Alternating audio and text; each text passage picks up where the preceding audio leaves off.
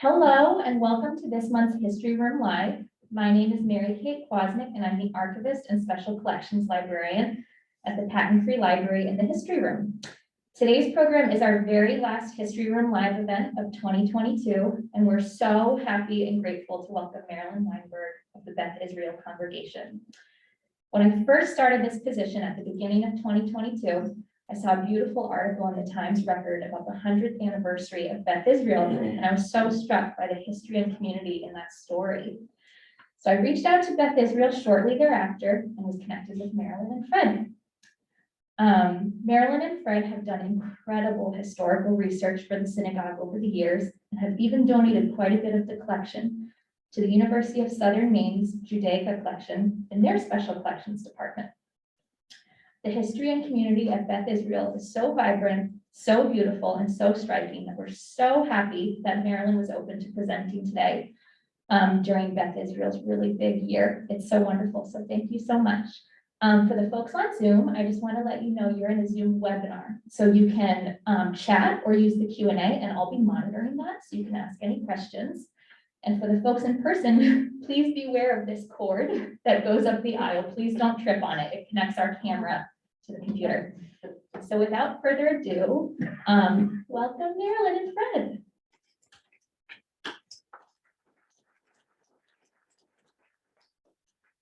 Thanks so much. And I have to say, I love doing this history, and I will start and then I'll find something and then it gets me off in a different tangent. And I have learned a lot, but it's so much. Trying to come up with a fairly brief presentation today was a challenge. And how do I do this? And so I made a decision that I was going to kind of talk about how did we get to the point of getting a synagogue? Where, how did that happen? And because I haven't talked as much about that before, and a lot in trying to pinpoint certain important factors. So there were things that were going on internationally, nationally, as well as in this great city of Bath, which plays a big part in this, and also the families who were here. So what I'm talking about very little brief, pieces of it. A lot of my information about some of the families I'm going to talk about come from my husband Fred getting, I don't know how many hundred of little articles from the Bath Independent from 1880s and earlier up, they're great sources.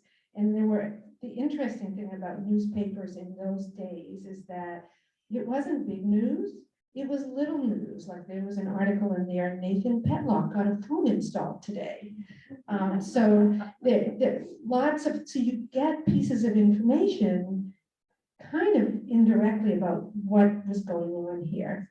And then I have several other sources. The Don Povich, I don't know if any of you knew him, but was a great historian and wrote a lot of things about Bath and the history, but also the family. And then we had Nathan Cogan, who grew up as Nathan Cohen in Bath. He's returned a bunch of times, has written multiple things. And the singers who are still living around here have information also. So we've got a lot of families. What I've learned is within each family, the stories are a little different. The information's not always the same. So you kind of have to piece it together. But so I'll begin a little bit with how did these Jewish, how did they come to Bath and what was going on in the world to make it happen? And initially, there was a wave of Jewish immigration around 1850 or so, and they came mostly from the part of Europe, of Germany, Austria, in that area. And they came around then and came mostly to big cities. You didn't see them as much in rural areas. And a lot of them were involved in commerce, and they came for economic reasons to do better. And so there were some of them that were initially in Bath in 1870s, 1880s. But I'm going to go So what was going on? Then around 1880, we see the big migration from Eastern Europe. What we know of Eastern Europe and Russia, which the boundaries were very different then than they are now. So what was going on in that part of the world to make a very large migration to the United States, not necessarily just Bath, but all over. So one of the things my husband has put up, it's called the Pale of Settlement. I don't know if some of you know this or not, but it was actually started in almost around 1790, 1800. And members of the merchant class in Moscow felt competition for many Jews. There were a lot of Jewish people living in this area of Russia. Now, if you look at this map, you'll notice that Russia, oh, I need to talk into this mic. So Russia the boundaries were very different. It encompasses part of Poland. It encompasses what we know as Belarus, Ukraine, all this area. The Jews were not allowed to live in other parts of Russia. So Moscow, and actually Kyiv, which we know, even though it's part of this Pale of Settlement, they weren't allowed to live in there. They were limited to smaller cities and rural areas. So people who lived in other parts of Russia had to move. And there's a story I know, my husband Fred's grandfather's family was in Riga, Latvia, and they ended up getting kicked out and having to move they ended up being in Ukraine, what we now know of Ukraine. So this was, all of a sudden they were living, even though this is a pretty big area, but reduced in size for the number of people. So they had to move to this area. So that was one reason why their lives became more difficult. But it still didn't cause a lot of migration at that point. Something else happened. Around 1880, and this is where I had to look up some of these dates, and I'll try not to list too many. Alexander II was assassinated, and they blamed it on the Jews. Didn't necessarily mean that it happened, that the Jewish people had anything to do with it, but they blamed it on the Jews. The Jews often were scapegoats in some of these things. So there was a word spread throughout the countryside that the Jews killed the Tsar, that, things were not good. And there became a series of what is called pogroms. Pogroms is a word kind of like a riot. And they were called Cossacks. They were on horses, and it initially started where they would just destroy property, meaning they would burn down people's houses, they would burn down people's businesses, and eventually it got to the point that they actually killed people. So beyond the fact that, and what I didn't mention also, when they had to go into the Pale of Settlement, they were not allowed to practice a lot of jobs, meaning they were limited, and they were allowed to have commerce businesses. So a lot of them had little businesses, many of them maybe were peddlers. They were allowed to be tailors and shoemakers. And I think it said something like almost 80% of the Jewish people living in this Pale of Settlement were of those. It was called commerce and crafts, which the crafts was designed as tailors and shoemakers. So we have these people living, and there was mostly rural areas. They were not farmers, and in general eventually weren't allowed to even own land. And then the pogroms started. So things just became very, very difficult. Families were being killed. So migration started. But then many of them did initially come to bigger cities. And what we found is that a lot of the Jewish people who came to Bath had come from the Boston area in Massachusetts, although some did come from New York, but a lot of them had arrived in Boston. Sometimes they came and they worked very hard to earn some money. They were, I know Janice Povich used to stop about her father-in-law Morris, who would, carry coal on his back and deliver, they started off just anything they could do to survive. But the cities were crowded, there were limited opportunities, and many of them, because of their background from Russia, where they came from, they became peddlers.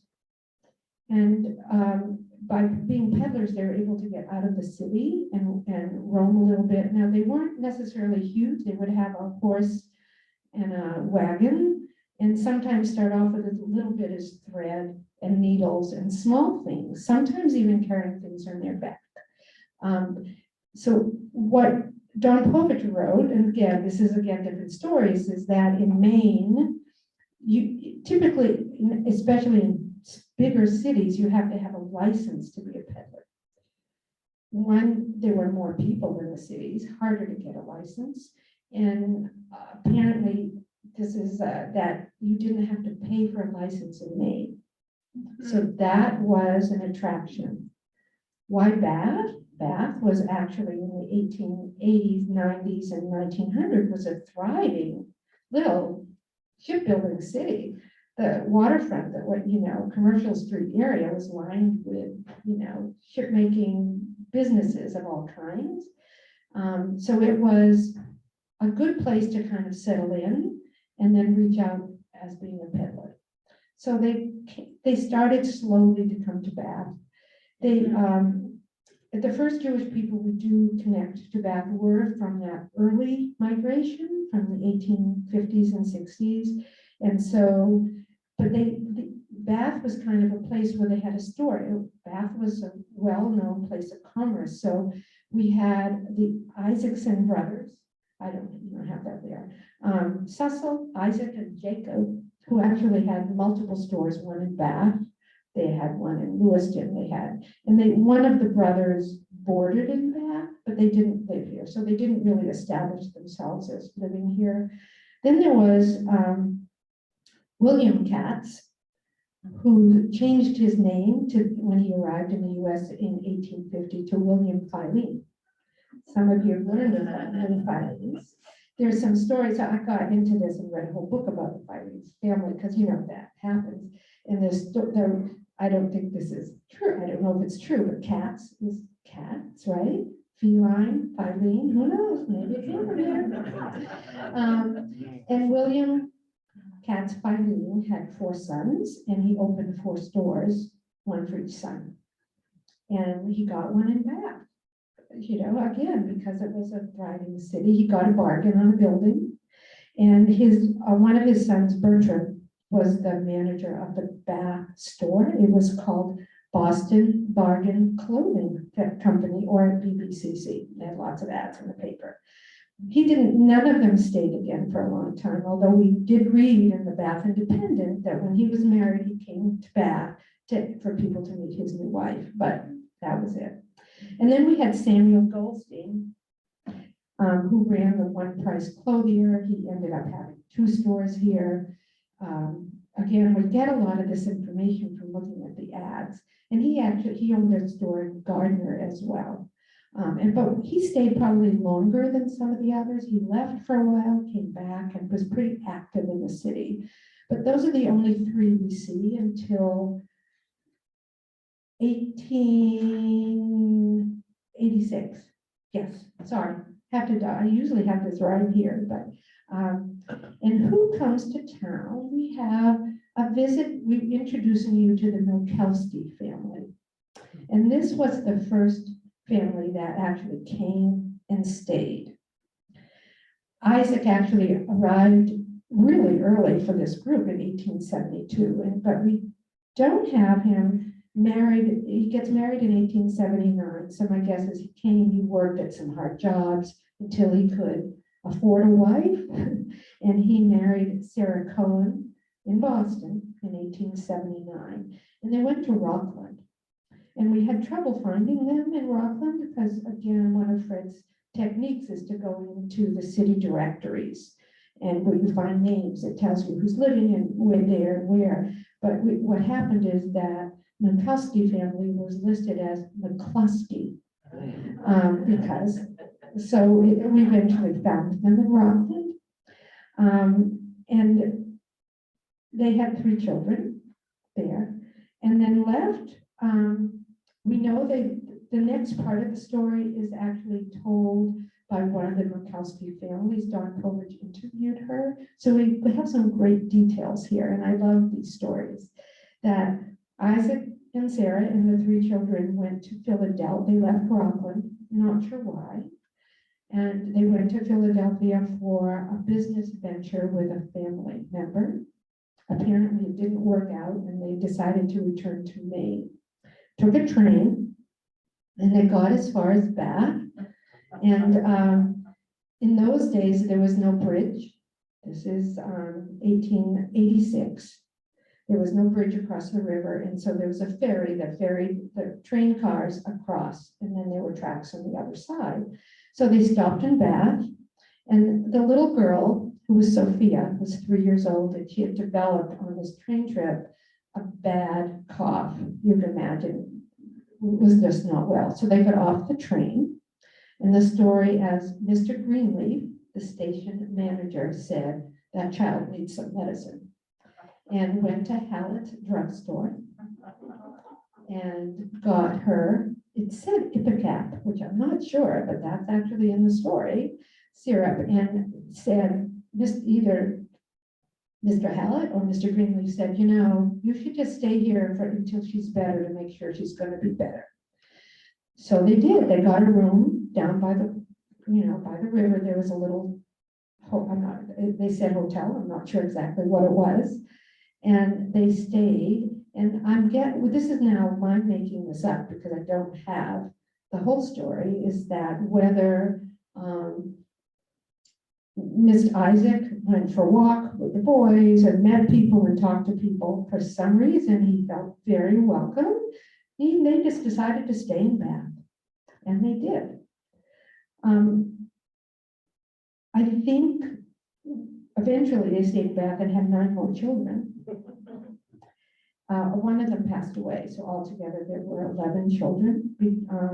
I think I wrote between 1897 and 1902. There were just a lot of kids.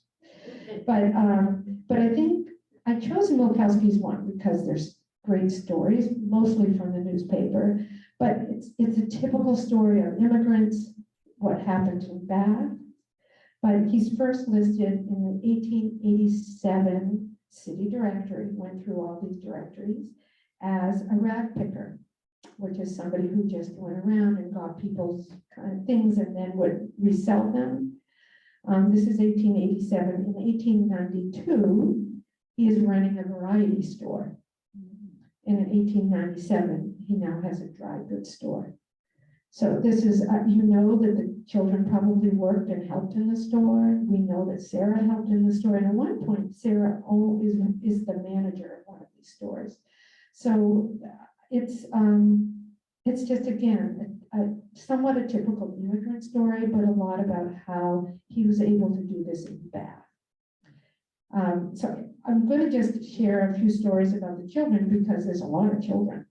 And I will mention one thing that later, it's around 1900, Isaac has a brother, Louis, who comes to Bath, and he has 5 children. So there's a lot of Minkowskis around town. And some of the children have the same names. So it was. So the older children were Frank, Ben, and Sophia, who we know about. Frank was born in 1881, so they moved to Rockland in 1880. 81 was Frank was born. And apparently just a very, very talented. My husband's got these up here right away. So we got this article from the Bath Independent from 1896. And some of you know more of the history of the schools, but this was apparently a thing that was 9th grade still a separate, was it a separate school? Or I'm not sure. I know it was that point, it was still Bath High School and not Morse High School. But from the Independent, Monday evening, the progressive young folks of the 9th grade entertained their many friends in the concert hall of the YMCA and offered a program which in variety and quality was quite equal to a high school affair. Principal Jackson was jubilant and the parents well satisfied, while the public was surprised. Master Miskowski, and this was Frank, is a bright young man who has a promising future before him and will one day be a credit to the shipping city.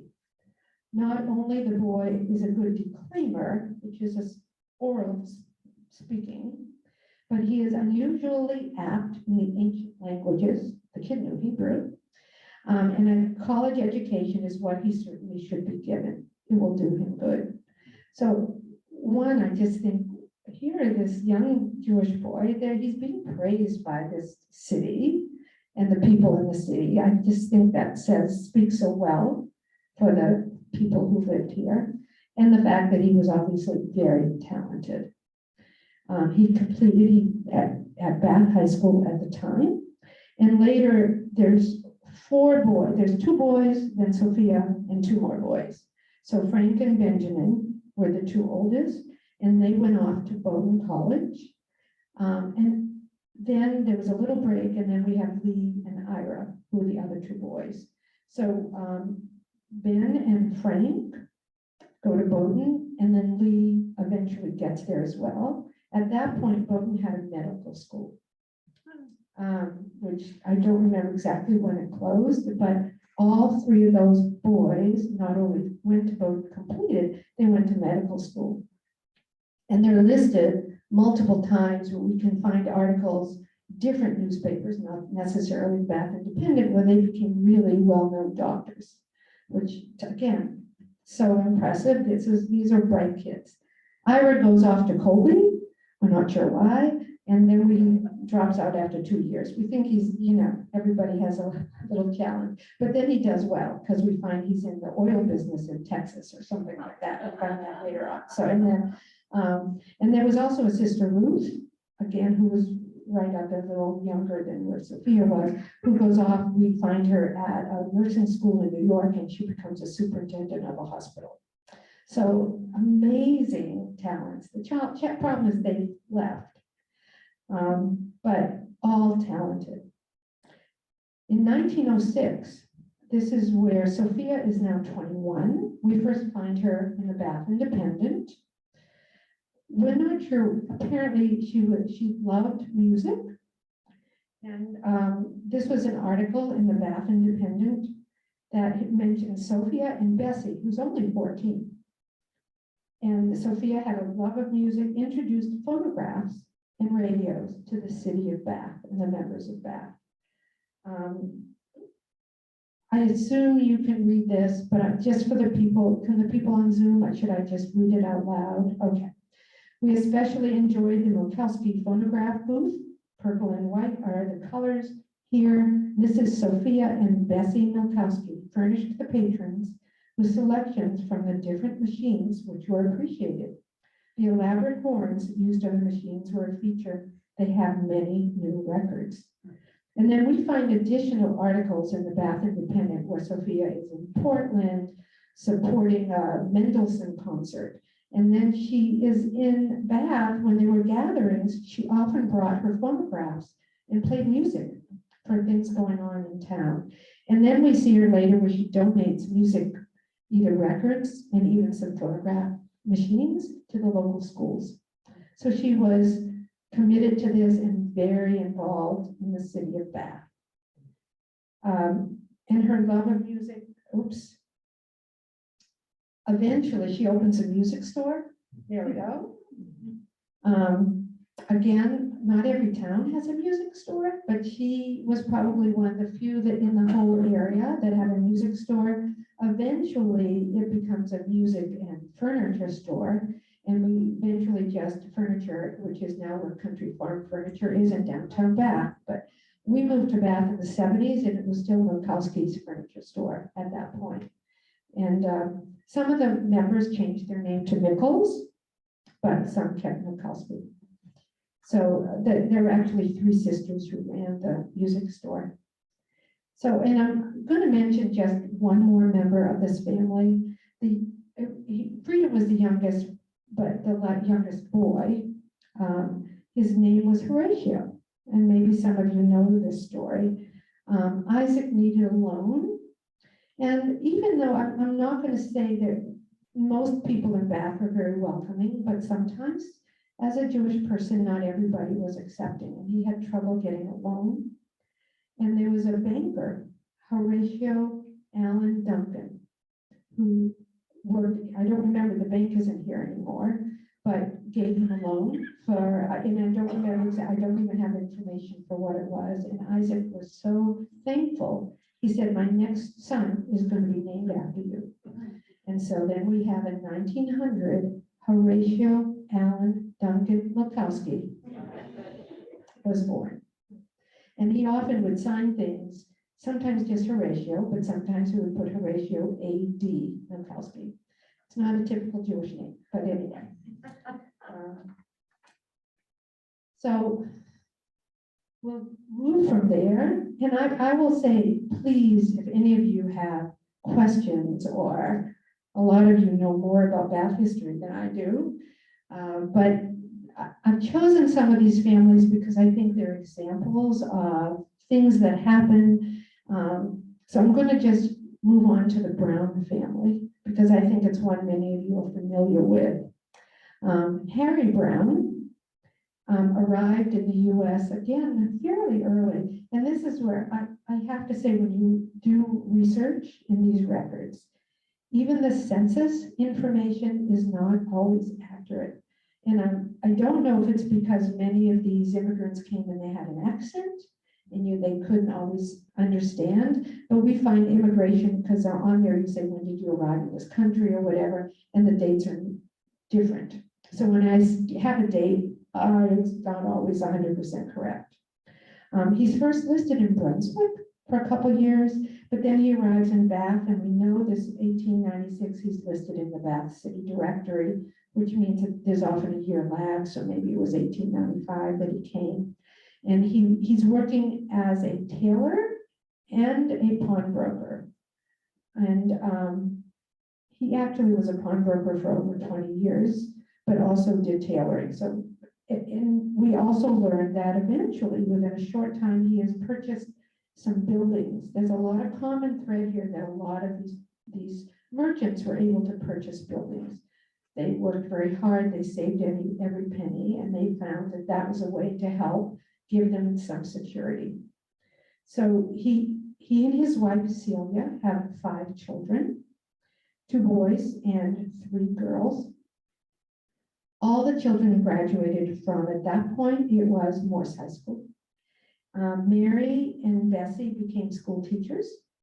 Arthur, who was one of the sons, worked at BMW and stayed in Bath. And Harry Brown was the first Jewish person to be elected to Bath City Council in 1912, which again, to me, is pretty amazing. I'm just going to mention 2 of his children. I'm going to make, don't put that one up yet. Okay. David Brown, who is 3 years younger than me, who I think most of you know, was valedictorian of his Morse High School class. He was considered brilliant, and he attended Yale University. He became a correspondent for Reuters News. He covered and traveled the world. And now I'm going to have to put that on. We have a newspaper article. There were several, it turns out, because David Brown was actually, people were pretty proud of him.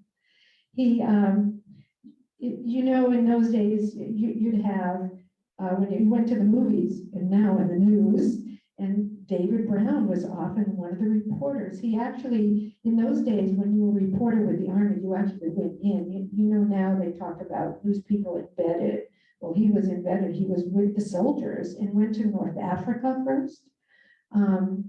And so there's articles in the paper about his being there. I mean, there's lots of stories. The reason I just picked this article is because we have a picture of David there. And if you read down here, and I don't have this, but it just basically talks about Bath man, who holds the distinction of being to land with the troops. He landed with the troops in North Africa, And he's a Reuters correspondent, and this whole article talks about some of his achievements. He was on the boat ship in Yalta. He witnessed the signing of our truce between the US and Japan. He met Roosevelt, he met Churchill, he met the King of England. There's stories throughout the newspapers. He was a quite amazing person, and eventually didn't come back to Bath, but he worked and lived in Paris. He married and didn't have any children. And then we have Minnie. That's a sweet picture of Minnie when she was 13, living in Bath. We know she was born in 1910. She stayed in Bath her whole life. She never lost her love of community, which included her love for this library and Beth Israel Congregation. And we first moved here in the 70s, and we were able to meet Minnie. She was a little bit older at that point, but just always just welcoming and nice. Not a great spender. She worked at little jobs, but was a beautiful and gracious and caring lady. She lived all her life in her parents' home on corner Pearl in Front. She loved her neighbors. They loved her. Beautiful things said about her, and was so generous. So what we understand is there were no living children from all these 5 children. So as people passed on, and Minnie would probably obtain some of the money from her siblings as they passed on, because she was the last living one. She didn't do things for herself. She saved it.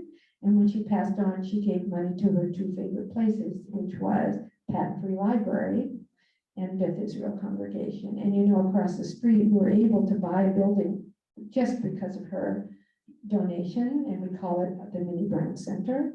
And I know for the library, you were able to undergo renovations and work with her donation. So we just want to talk about Minnie and give her a little thank you. Because again, of all, some of these people made big splashes. She didn't. She did it quietly.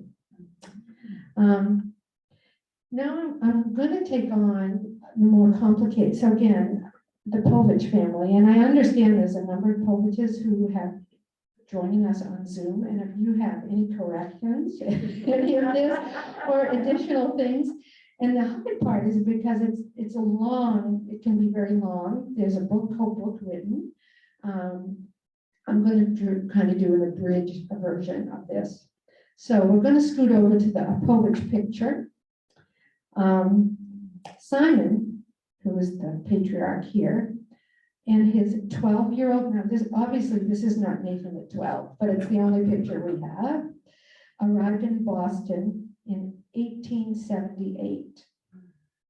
So I'm going to come back to why Nathan came with him, but we're going to leave that now.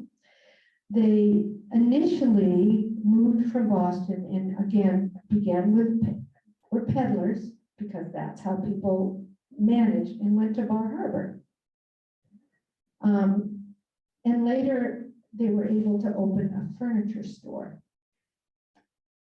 5 years after they arrived, Simon sent for his 4 daughters, who ranged in age from 8 to 14. There's a whole story there, but we won't do that. So we have Nathan and his 4 sisters, all in Bar Harbor. And in 1887, Nathan sent for his cousin, Rosa Orlovich, to come to this country. She was over in Russia to be his bride. So now we have the whole Povich clan up in Bar Harbor. We have Simon at this time, Nathan, his wife Rosa, and the Nathan's 4 sisters. So, okay, there's more to the story. Simon's older daughter, who are Nathan's sister, married Bath merchants. Jenny married Joe Solovich, who was well known in the Jewish community, who owned 2 stores in Bath. And Ida, another sister, married Abe Miller, who was a painter. Soon, Simon is invited to come to Bath to live with Jenny and Joe. So, okay, we have now a Bath presence here. Now, a cousin of Nathan, Morris S. Povich, comes to Bath. And he opened up a shoe store on Front Street. Many of you knew him later in the where Dawn took over the Povage's men's store, but initially he was just a shoe store on up Front Street in just a different storefront.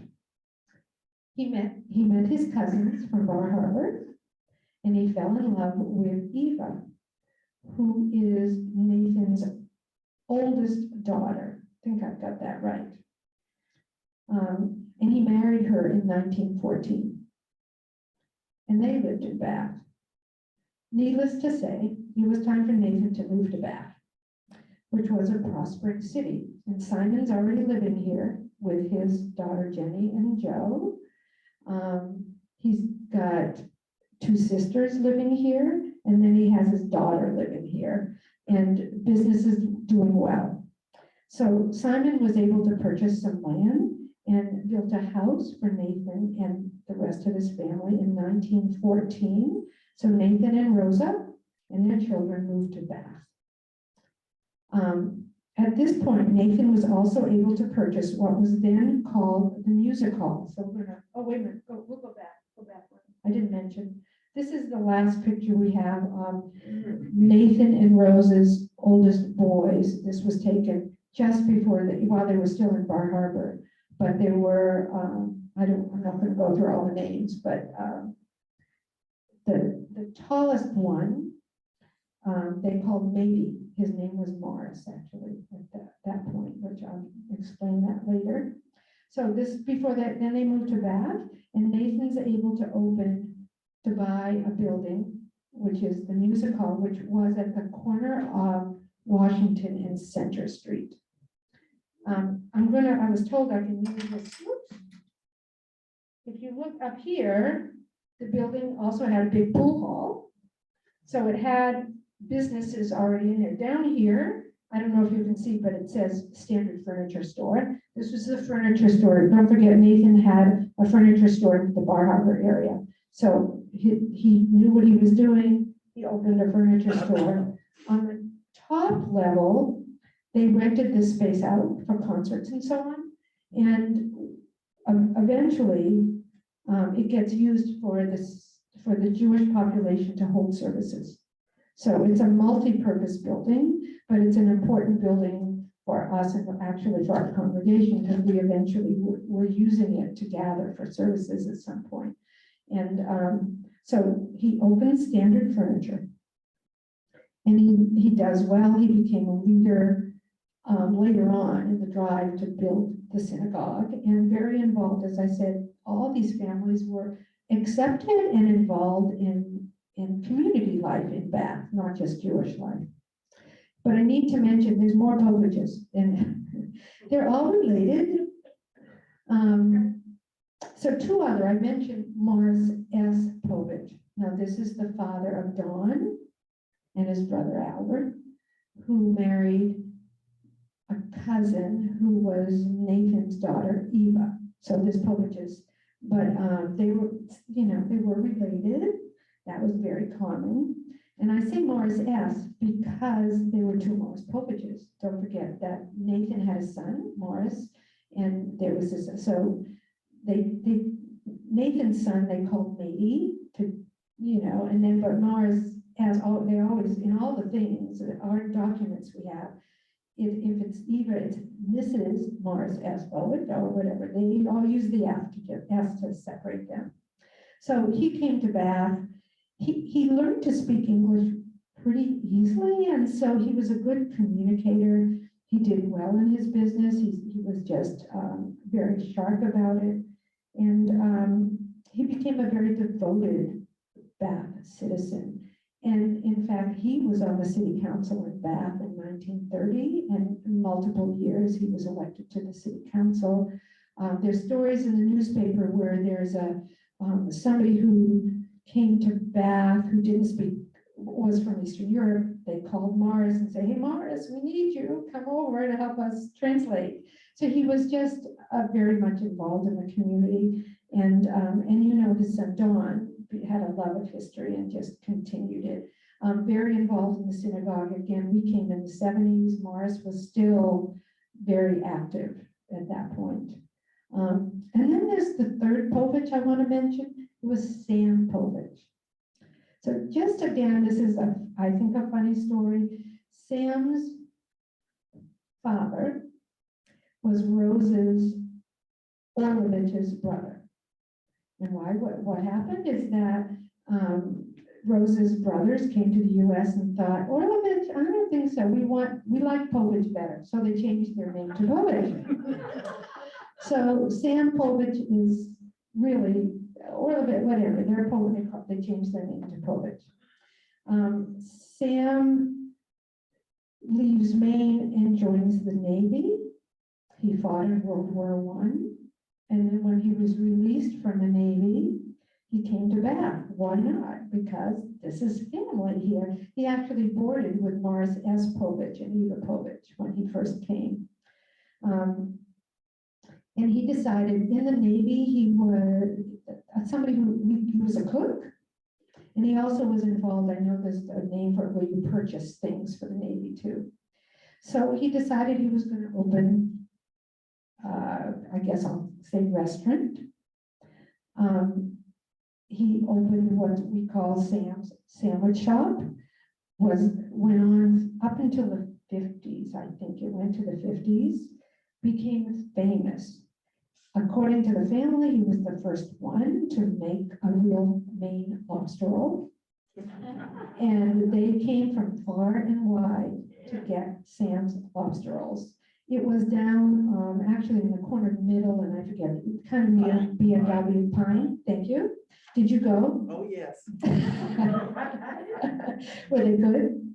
Fabulous. And they had a machine you put money in, and there were little monkeys that danced. It was like a band of like monkeys that fascinated me as a child. Yeah. No, I heard, I mean, he was passed by the time we got here, but heard amazing stories about people who, like summer people who came to Maine and said, oh, we got to get up to Bath, we got to go to Sam's, and how the lines would be just crazy. And somehow Sam managed to get the orders out, but popular place. So those Poviches all were, well known and interesting, which you're going to see later with, I'm not going to talk that much about the opening, but there was a parade to when we opened the synagogue, we tried to mimic that this past January. And Sam led the parade as a veteran, because we had some veterans leading the parade. And he also bid, we have an original key, and it has his name on it because he bid, to pay. I mean, he donated money to pay. So we have the Sam Povich key as well. So pretty important. So should I keep going? I have more. How am I doing for time? Okay. My final one is the Greenblatt family, and you might as well put the picture out for the Greenblatt family. Solomon Greenblatt came here in 1906. We have him married to Goldie Kielski in 1907. If you notice on the top left of this photo, that actually is Solomon. There's three people in uniform. That's Solomon Greenblatt on the left, having fought in the Russian-Japanese War. This was taken in 1905. So I'm going to do a sidebar here, because it's another reason why we have immigrants coming here. At the time in Russia, and apparently came to a real head during this wartime, Jews were I don't want to use the word conscripted, maybe is the best word, and were supposed to serve in the army for 25 years. And the conditions were not good. So Jews in each town had to, they had quota, you had to have so many people in these little Jewish ghettos, the little Jewish areas around. And according to this, the difference too between the Jews and the non-Jews in Russia is that they could be conscripted as young as 12 years old. And I know at one point, part of the, going back to Simon and Nathan coming to the country, and the significant thing of his being 12 is it was time to come, because they didn't want, Nathan could have just been swept off the street in his little town. So there were a lot of people who came because of that. And I will tell you, this is my own personal story. One of my mother's parents, we would go to their house for Passover, which is a big Jewish holiday. And my grandfather, who never ever talked, they didn't talk about the old country at all. But at Passover, you drink wine, just so you know, there's several blessings and you drink wine. And my grandfather always drank too much wine. And only that one time, but only at Passover, but he used to then eventually break down into tears and talk about being chased by dogs from the Tsar's army. And I have a feeling for other Jewish members of those online that they might have similar stories from their family. So this was universal and another reason why they often came to this country. We know Solomon arrives here in 1906, so we know somehow, I called Steve Singer to see if he could get some information, and again, people didn't talk. They know that Solomon was conscripted and taken on. How he escaped, we don't know. We know he didn't serve 25 years. So he somehow got out of the country and came to the US. So that's a little story of Solomon in his uniform. He also, during the parade for the opening of the synagogue, walked with the other veterans because he was a veteran.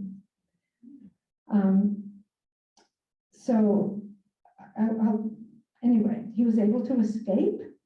He had relatives in the Boston area and was able to get a lot of this Boston connection. And he stayed there for a while and worked. He married, and that's a picture of Solomon and his wife Goldie, which it was 1907, yeah, that they were married. And the three oldest daughters were born in Massachusetts. So Steve Singer Bessie, his mom, Sophie and Ada were all born in Massachusetts. And then again, he gets an opportunity to come to Maine, and he arrives in Bath in 1914, same time Nathan Coolidge comes to Bath. And he was able to open a tailoring business. Remember, tailoring was one of those crafts that often was very much appreciated. It was a good skill to have, and he opened a little tailoring shop. That's him in the top right in his tailoring shop. And they had 4 more children, Abe, Isa, Reba, and Owen. And eventually, they originally arrived in Franklin Street, which no longer exists. It's kind of where the post office is where Franklin Street was. There's a little sign that says Franklin Street. And eventually the large family moved to South Washington, but they were in Franklin Street for a bit.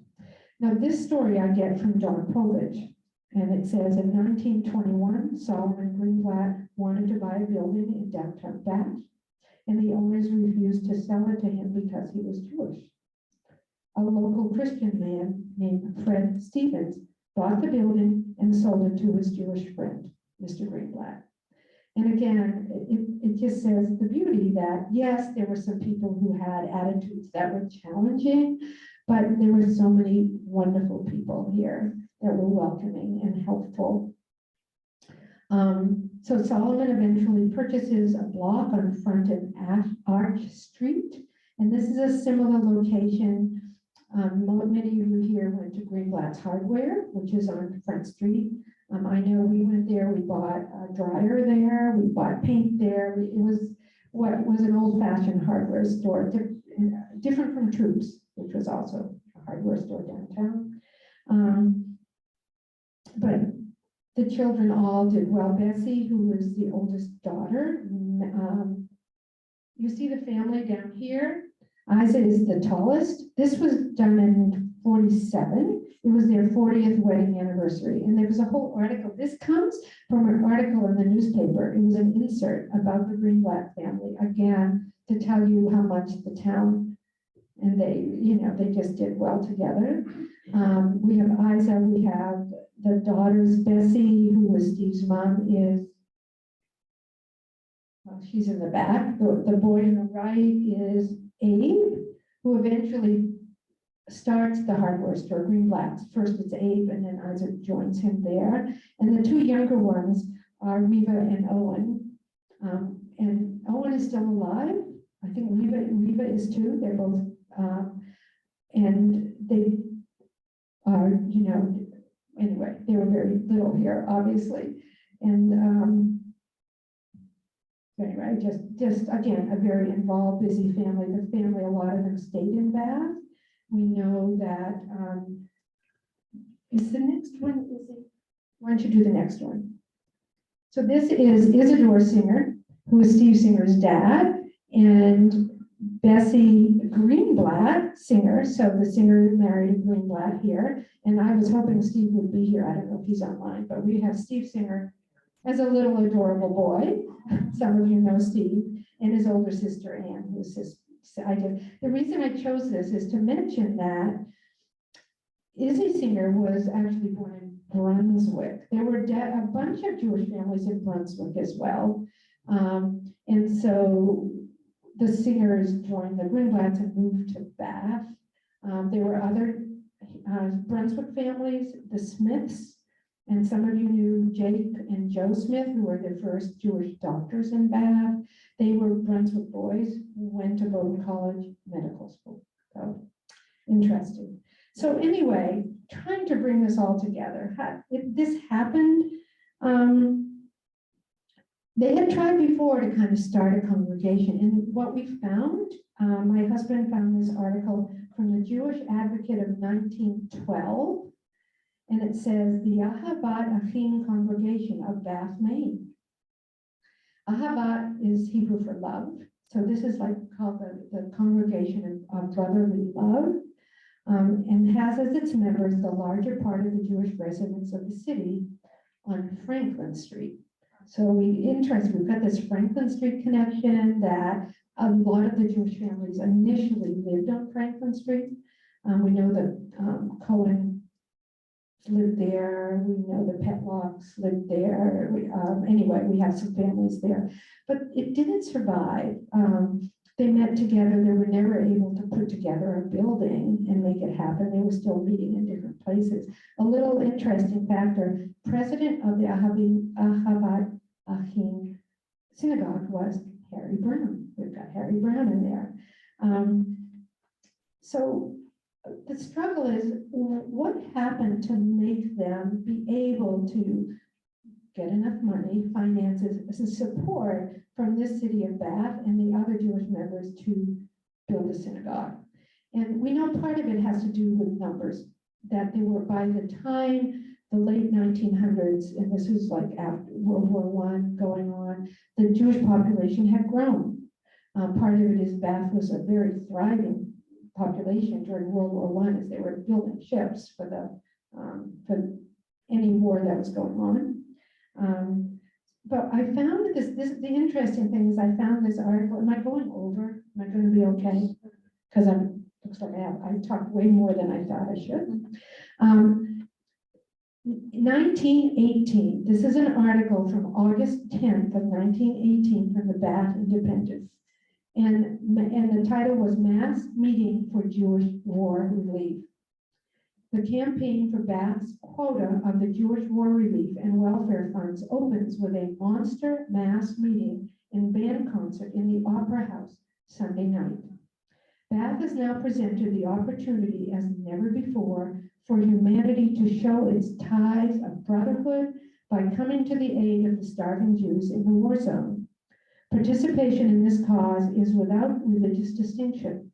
Both Jew and Gentile are standing shoulder to shoulder.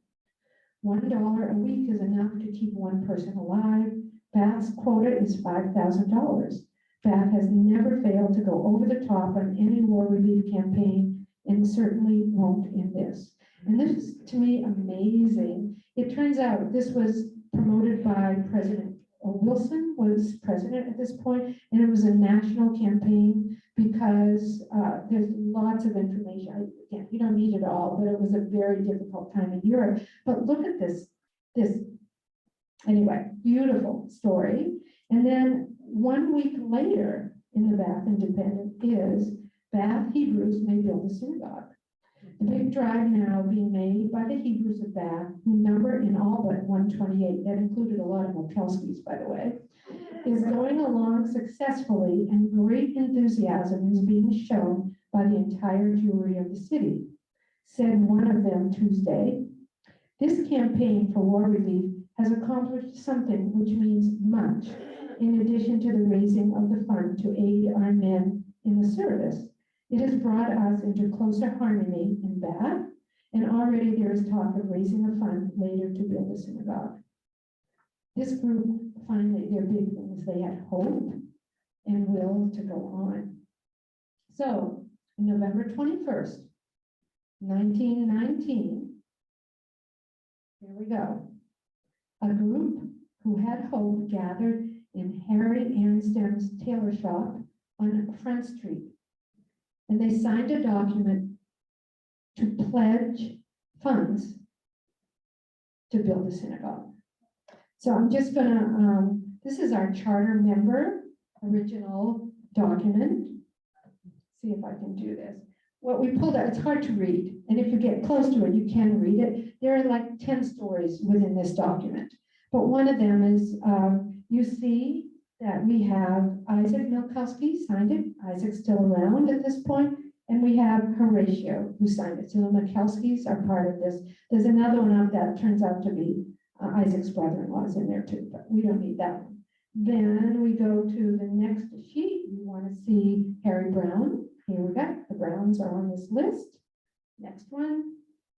We have Simon and Nathan. What we know is that Nathan paid $52 to have his father's name first, because this base is based on how much they gave. I have to tell you that. So Simon's first because it was in his name that it was given.